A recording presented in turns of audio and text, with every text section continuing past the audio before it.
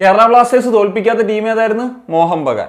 Ivan Vukomanovic ഇതേവരെ തോൽപ്പിക്കാത്ത പരിശീലകൻ ആരാ? Juan Ferrando. ഈ രണ്ട് കാര്യത്തിലും തീരുമാനമായിട്ടുണ്ട്. കേരള ബ്ലാസ്റ്റേഴ്സ് മോഹൻ ബഗാനെ അവരുടെ ഹോമിൽ പോയി തോൽപ്പിച്ചിട്ടുണ്ട്. ഏതായാലും ഇനി പകരം വീട്ടാൻ യുവാൻ ഫെറാണ്ടോ റെഡി ആയിട്ടിരിക്കുകയാണെന്നാണ് പറയുന്നത്. പക്ഷേ പകരം വീട്ടാനായിട്ട് മോഹൻ ബഗാൻ അവിടെ വെച്ചുകൊണ്ടിരിക്കുക എന്നുള്ളതാണ് ഇനി അറിയേണ്ടത്. ഏതായാലും ഒരു മിന്നുന്ന വിജയം 1-0 എന്ന് പറയുന്ന ഒരു സ്കോറിലാണെങ്കിലും ഒരു കിടിലൻ കളി തന്നെയാണ് ഇന്നത്തെ മത്സരം എന്നുള്ളത് പറയാതിരിക്കാൻ സാധിക്കില്ല. ഈ ഒരു മത്സരത്തിൽ നമ്മൾ മാച്ച് പ്രിവ്യൂവിൽ അല്ലെങ്കിൽ ലൈവ് ഡിസ്കഷനിലൊക്കെ പറഞ്ഞിരുന്ന കാര്യമാണ്, നമുക്ക് ഈ ഒരു എന്താ പറയുക, വർഷം അവസാനിക്കുമ്പോൾ ഒരു പോസിറ്റീവായിട്ടുള്ള ഒരു അവസാനം വേണമെന്നുള്ളത്. ഏതായാലും KBFC അത് സ്വന്തമാക്കി തരുന്നു എന്നുള്ളതാണ്. 11ലേക്ക് വരുന്ന സമയത്ത് നമ്മൾ പറഞ്ഞ അതേ 11 തന്നെയായിരുന്നു വന്നത്. എന്നാൽ മോഹൻ ബഗാനിൽ ചെറിയ ചേഞ്ചസ് ഒക്കെ ഉണ്ടായിരുന്നു. സുമീത് രാത്തി ഫസ്റ്റ് 11ൽ വരുന്നു, അങ്ങനെയുള്ള ചില ചേഞ്ചസ്. കിയാൻ നസീരിയൊക്കെ ആദ്യ 11ൽ വന്നു എന്നുള്ളതാണ് ഒരു ചേഞ്ചസ് എന്ന് പറയുന്നത്.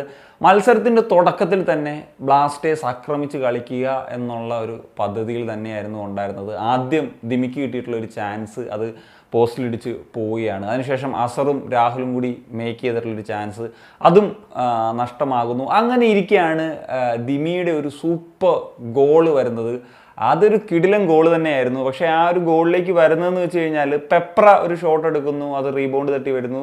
ദിമി ആ ബോളുമായിട്ട് 3 ഡിഫൻഡേഴ്സിനെ കബളിപ്പിച്ചുകൊണ്ട് അകത്തേക്ക് കയറി വിശാൽ കേത്തിനെയും ബീറ്റ് ചെയ്തിട്ടാണ് ആ ഒരു ഗോള് സ്വന്തമാക്കുന്നത്. നമ്മൾ വിചാരിക്കും ഇപ്പോൾ പാസ് കൊടുക്കും എന്നുള്ളൊരു കൺഫ്യൂഷൻ്റെ ഇടയിലാണ് അദ്ദേഹം തന്നെ അത് ഡയറക്റ്റ് ഷൂട്ട് ചെയ്യാനായിട്ട് തീരുമാനിക്കുന്നതും. അങ്ങനെ ആ ഒറ്റ ഗോളിൻ്റെ ബലത്തിൽ KBFC വിജയം സ്വന്തമാക്കുകയും ചെയ്യുന്നു എന്നുള്ളതാണ്. ആദ്യ പകുതിയിൽ കേരള ബ്ലാസ്റ്റേഴ്സിൻ്റെ ഒരു കംപ്ലീറ്റ് ഡോമിനേഷൻ തന്നെയായിരുന്നു. ഐ തിങ്ക് അറ്റംപ്റ്റ്സിൻ്റെ കാര്യം എടുക്കുമ്പോൾ തന്നെ 9 അറ്റംപ്റ്റ്സോ മറ്റോ KBFCക്ക് ഉണ്ടായിരുന്നു. മോഹൻ ബഗാന് അറ്റംപ്റ്റ്സ് തന്നെ ഉണ്ടായിട്ടില്ല എന്നുള്ളതാണ് എൻ്റെ ഒരു ഓർമ്മ.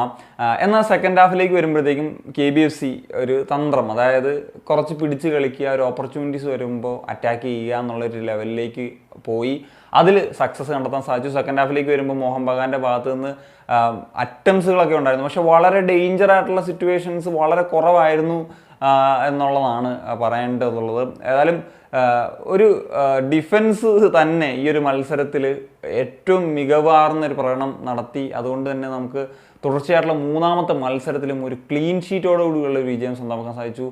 ഡ്രിഞ്ചിച്ച് ആണെങ്കിലും അതുപോലെ ലെസ്കോവിച്ച് ആണെങ്കിലും വാട്ട് എ പെർഫോമൻസ്, ഒന്നും പറയാനില്ല. പക്ഷേ എഗെയിൻ അസറിൻ്റെ പെർഫോമൻസ്, ഐ തിങ്ക് അദ്ദേഹം ഈ ഒരു മത്സരത്തിൽ വിപിന് പകരം വന്നിട്ട് എന്നെ പെർഫോമൻസ് ആണ് നടത്തിയിരിക്കുന്നത്. അദ്ദേഹത്തിൻ്റെ ഒരു ആസ് എ ഡിഫൻസീവ് മിഡ്ഫീൽഡർ അദ്ദേഹം ഇടുന്ന കമ്മിറ്റ്മെൻറ്റ്, അതുപോലെ തന്നെ പാസിംഗ് ആക്യുറസി 94. കഴിഞ്ഞ മത്സരം എനിക്ക് തോന്നുന്നു 93 ആയിരുന്നു. ഈ മത്സരത്തിലേക്ക് വരുമ്പോൾ അത് 94 ആയി. അദ്ദേഹം കൊടുക്കുന്ന ഒരു ബോൾ എല്ലാം ഡേഞ്ചർ. അദ്ദേഹം ഈ ഒരു മത്സരത്തിൽ രാഹുലിന് കൊടുത്ത ചില ത്രൂ ബോൾസ് ഇതെല്ലാം കിടിലൻ തന്നെയായിരുന്നു എന്നുള്ളതാണ്, ഒരു രക്ഷയില്ലാത്തതായിരുന്നു എന്നുള്ളതാണ് പറയേണ്ടത്. ഏതായാലും ഈ ഒരു മത്സരത്തിൽ നമുക്ക് ഇനിയും ഗോളുകൾ സ്കോർ ചെയ്യാനുള്ള ഓപ്പർച്യൂണിറ്റീസ് ഉണ്ടായിരുന്നു.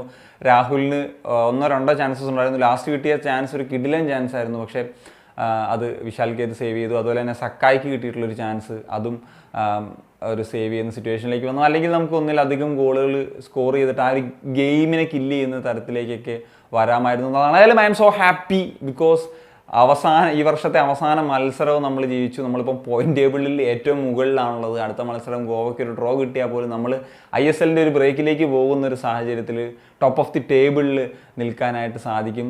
അങ്ങനെ കഴിയട്ടെ എന്ന് തന്നെയാണ് ആഗ്രഹിക്കുന്നത്.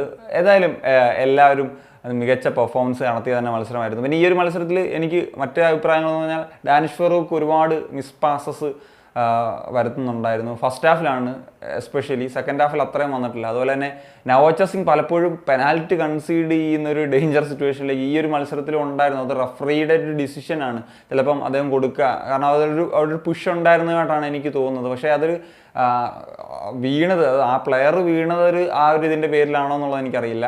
അതുപോലെ തന്നെ പെപ്രയുടെ അദ്ദേഹം ഒരു ഇപ്പം കളിക്കുന്ന നല്ല മികച്ച പ്രകടനം തന്നെയാണ്. ആദ്യ മത്സരങ്ങളിൽ നിന്ന് അപേക്ഷിച്ച് മികച്ച, പക്ഷേ അദ്ദേഹം ചില ഡിസിഷൻ മേക്കിങ്ങിൽ ഇനിയും മികവ് കാട്ടുന്നുണ്ട്. അദ്ദേഹം അതായത് ഒരു ബെസ്റ്റ് ഓപ്ഷൻ അദ്ദേഹം പാസ് ചെയ്യുന്നത്, അതേപോലെ സെക്കൻഡ് സ്ട്രൈക്കർ റോൾ കളിക്കുമ്പോൾ ഒരു ബെസ്റ്റ് ഓപ്ഷൻ തിരഞ്ഞെടുക്കുക എന്നുള്ളതൊരു കാര്യമാണ്. ഒരു പാസ് കൊടുക്കാൻ, പാസിങ് ഓപ്ഷനിലേക്കൊക്കെ എത്താൻ. പക്ഷേ ആ ഒരു കാര്യത്തിലേക്കാണ് എന്നുള്ളത്. എനിവേ അതൊക്കെ നമുക്ക് മറക്കാം.